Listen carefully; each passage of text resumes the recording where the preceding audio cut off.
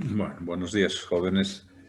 Entonces, habíamos concluido con lo que era el absceso amibiano hepático, ¿no es verdad? Hoy vamos a continuar con otra parasitosis de importancia a nivel hepático. Resulta ser que en nuestro medio nos vemos, pero vemos no muy frecuentemente, pero hay que tomarlo en cuenta. Vamos a hablar acerca de lo que es la hidatidosis hepática, o sea, el quiste hidatídico hepático, que es una patología propia de los lugares donde tienen gran cantidad de ganado equino. Sobre todo en nuestro alrededor tenemos la Argentina y el Brasil. En nuestro medio, a contraposición de estos dos países, esta parasitosis se produce más en el occidente, donde existe mayor cantidad de ganado ovino, no tanto equino. Los españoles tienen gran cantidad, o se expande cada día la hidatidosis hepática, sobre todo. Por eso es que tienen, o sea, un sistema de salud donde tienen gran cantidad de detección de la hidatidosis como tal. Ustedes ya lo han estudiado en sus clases de parasitología y también seguramente el doctor Vargas les ha debido dar en gastroenterología. De todas formas, vamos a tocar desde el punto de vista que a nosotros nos corresponde. Ustedes saben que la hidatidosis se produce por la presencia de una tenia, que es el Echinococcus granulosus, que es un platelminto que es un platelminto heteroxeno, que quiere decir que tiene que pasar por varios huéspedes para llegar a un huésped definitivo. Y en general, el huésped definitivo son todos los cánidos en general. ¿Qué quiere decir? El perro, los lobos, esos son los huéspedes definitivos. Y el hombre resulta ser un huésped intermediario. Somos huéspedes intermediarios donde desarrollamos la forma quística en general. El Echinococcus granulosus es un platelminto, como les decía, un platelminto que mide de 3 a 5 milímetros. Está formado por una cabeza y tres segmentos oproglótides. La cabeza consta de una corona y varios, 3 o 4 ventosas con las cuales se adhiere al intestino del huésped definitivo, desarrollando la forma de tenia. Este parásito tiene en el segundo segmento, después de la cabeza, tiene los órganos genitales. Es un parásito hermafrodita, porque tiene los órganos genitales masculinos y femeninos, y eyecta entre 500 a 800 huevos en cada eclosión.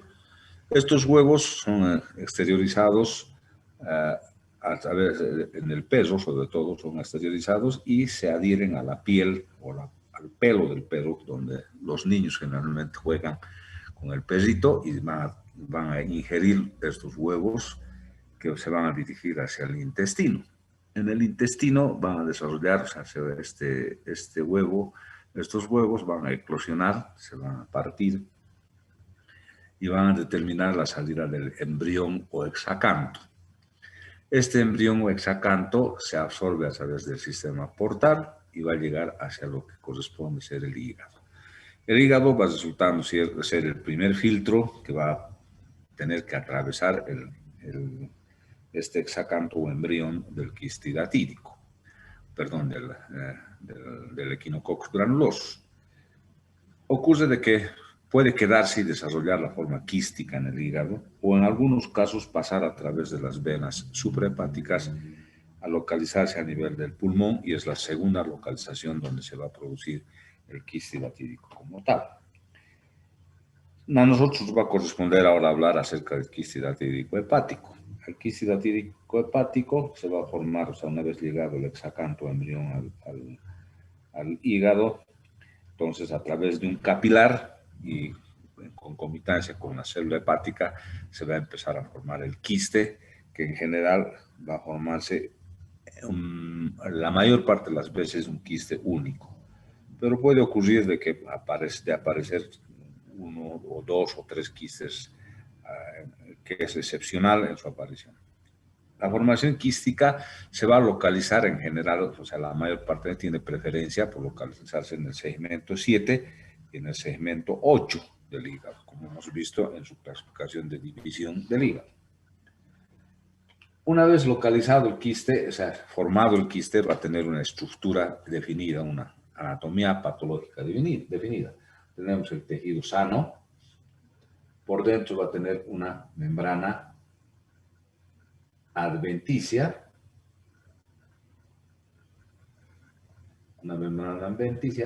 una membrana indurada, que es la cubierta del quiste, membrana cuticular,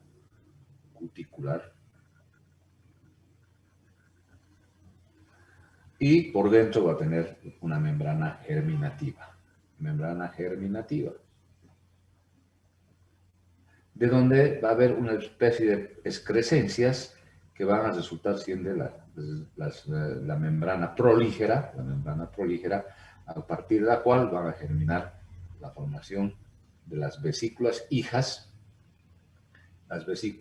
que se encuentran sobrenadando sobre lo que es el líquido hidatídico, que cuando se rompen estas vesículas hijas van a determinar la salida y la formación de lo que se conoce como una arenilla quística. Así es la formación del quiste hidatídico en general.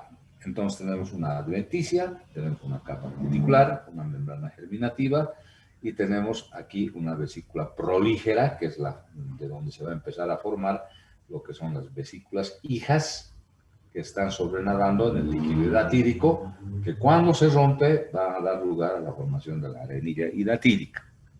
Este líquido contenido en el hígado, en el quiste hidatídico, es sumamente alergénico.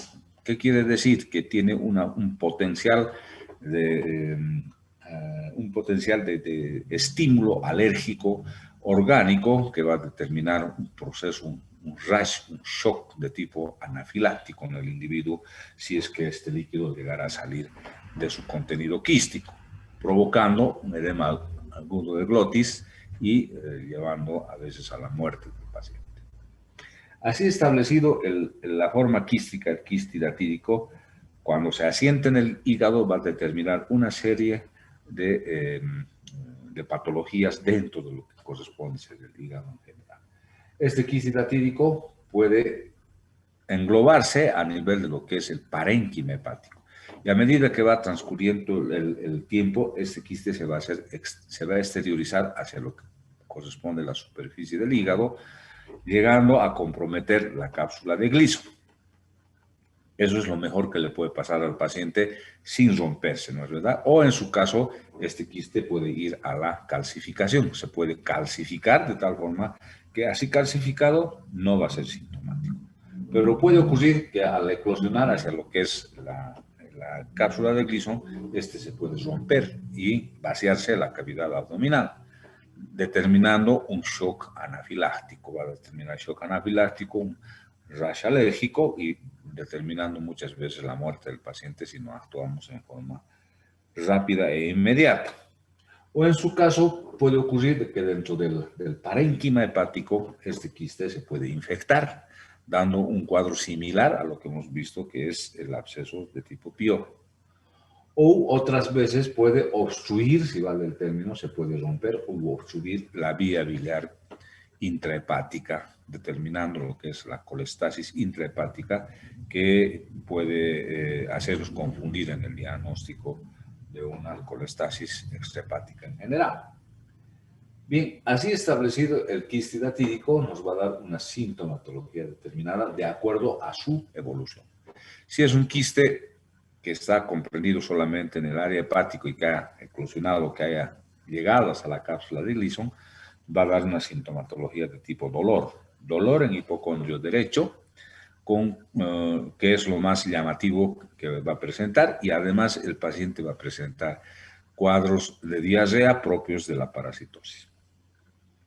Si el quiste se ha eclosionado, si el quiste se ha infectado, va a haber dolor en el hipocondrio derecho y además la presencia de fiebre.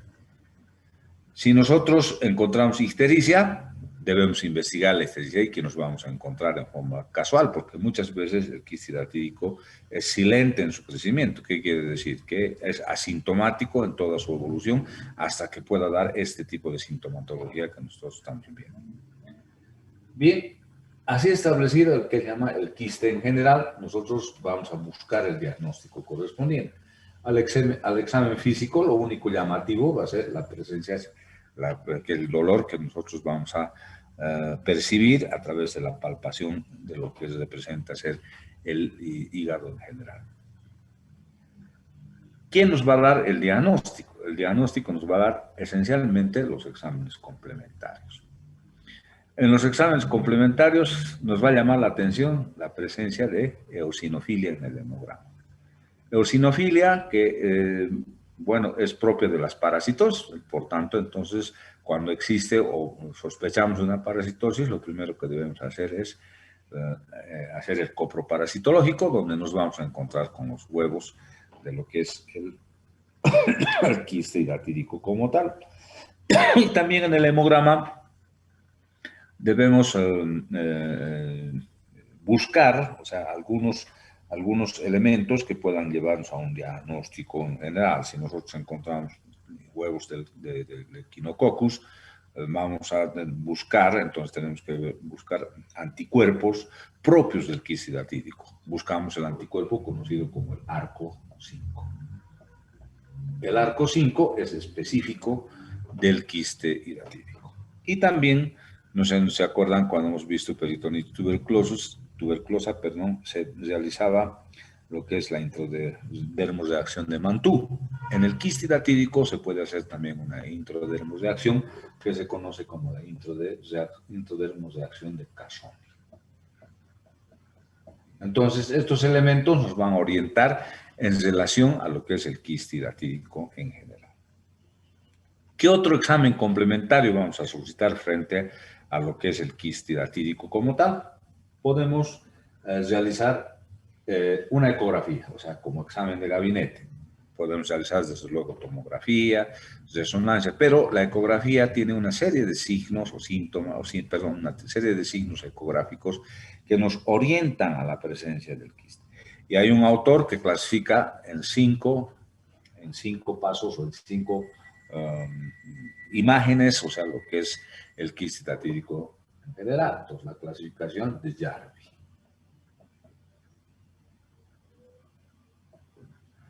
Jarvie clasifica en el grado 1, es la presencia de lo que conocemos con el nombre de la arenilla hidatídica. Entonces vamos a observar la presencia de arenilla hidatídica en la ecografía.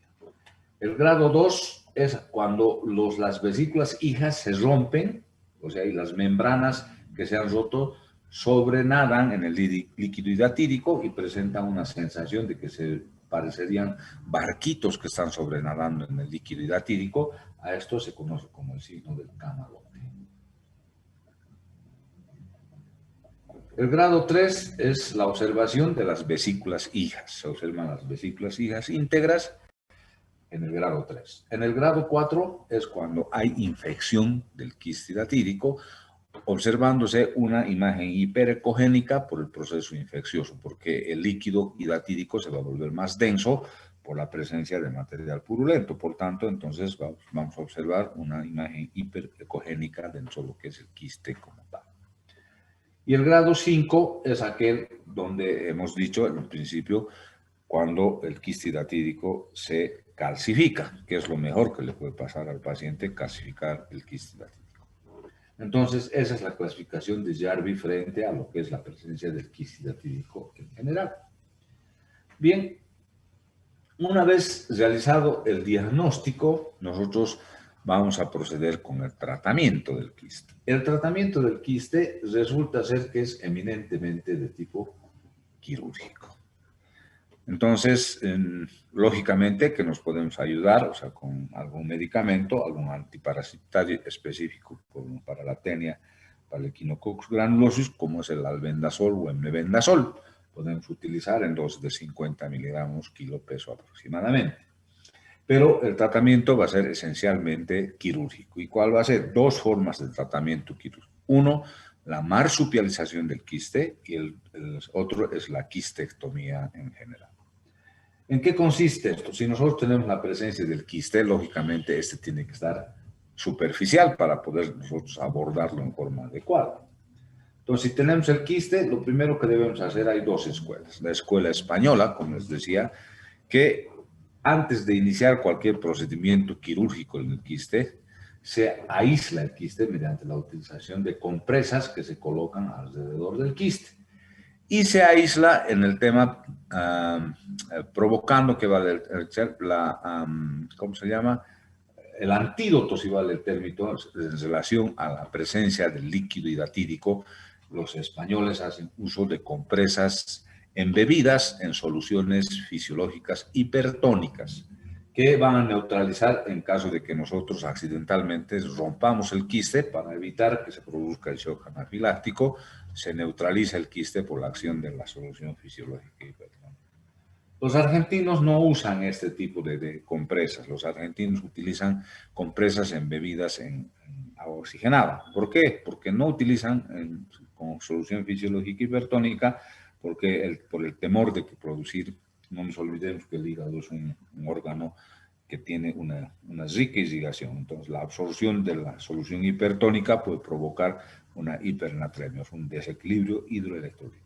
Por tanto, entonces utilizan compresas embebidas en agua oxigenada.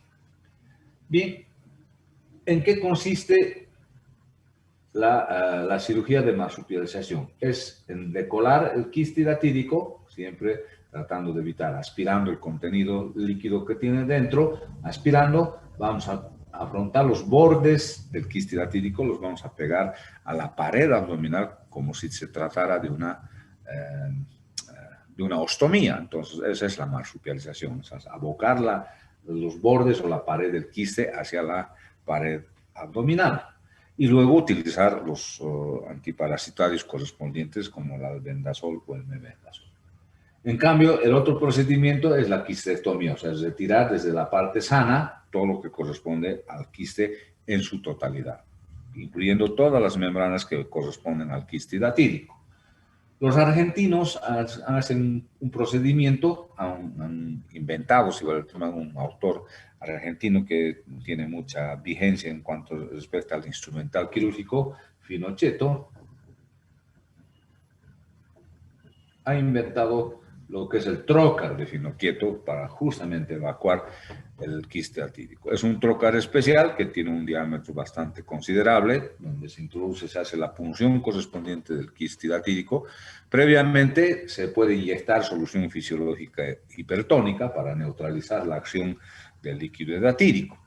Y luego se hace la punción con el trocar de Finocchietto, haciendo la aspiración correspondiente. ¿Por qué tiene este diámetro, el que se llama el trocar? Porque las vesículas hijas son bastante gruesas y pueden tapar, si vale el término, el trocar. Entonces, tiene una potencia bastante alta para la aspiración del quiste hidratídico en su totalidad.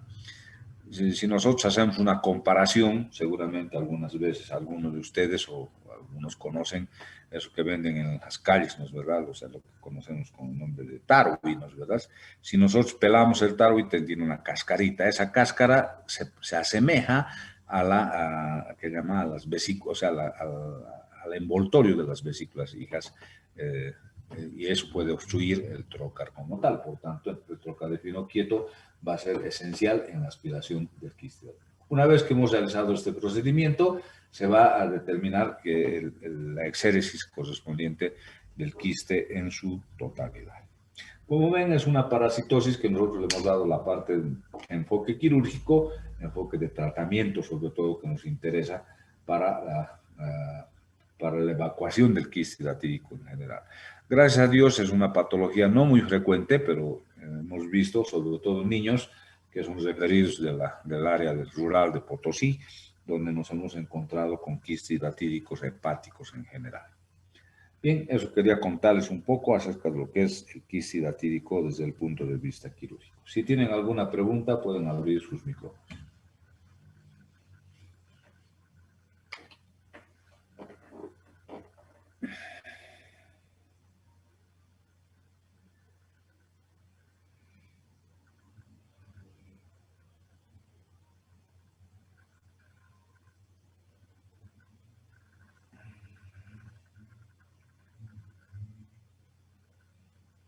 Bueno, creo que hemos sido claros en la descripción del quiste hidratídico.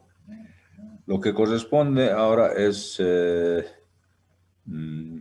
quería decirles que el día jueves, mañana no vamos a pasar clases, porque como tenemos feriado el viernes, va a haber un desbalance en los grupos, por eso mañana no vamos a pasar. Con ustedes nos veríamos después del receso, porque a partir del lunes hay recesos de 2 semanas. Entonces aprovechen este tiempo para ir igualándose y para ir repasando los temas que hemos avanzado. Buenos días, jóvenes. Hasta luego, doctor. Gracias. Hasta luego, doctor. Gracias, doctor.